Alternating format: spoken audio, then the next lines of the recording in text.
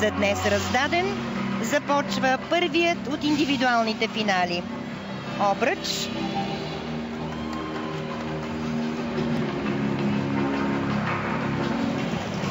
Анна Алябиева. Една гимнастичка от Казахстан, която не можахме да ви покажем в нашия репортаж вчера. Тя също се подготвя в Центъра за олимпийска подготовка в Москва. Това личи в стила й.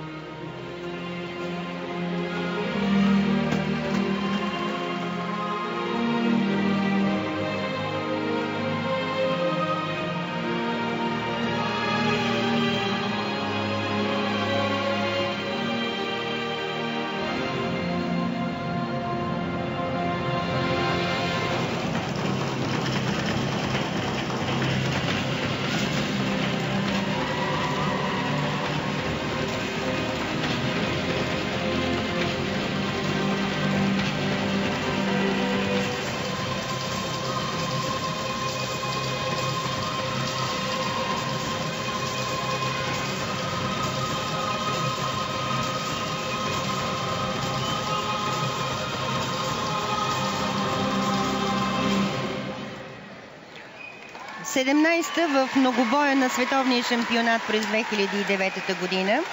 Финалистка на обръч на миналогодишното световно първенство. И 11-та в многобоя в Москва, където Казахстан зае 6-то място в отборното класиране. Момиче на 18 години. Какво беше най-доброто и какво не достигаше на нейното съчетание, Адриана?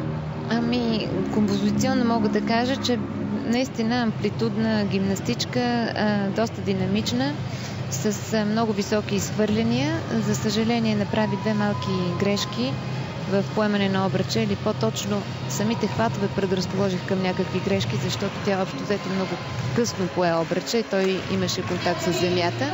Плюс една друга голяма грешка.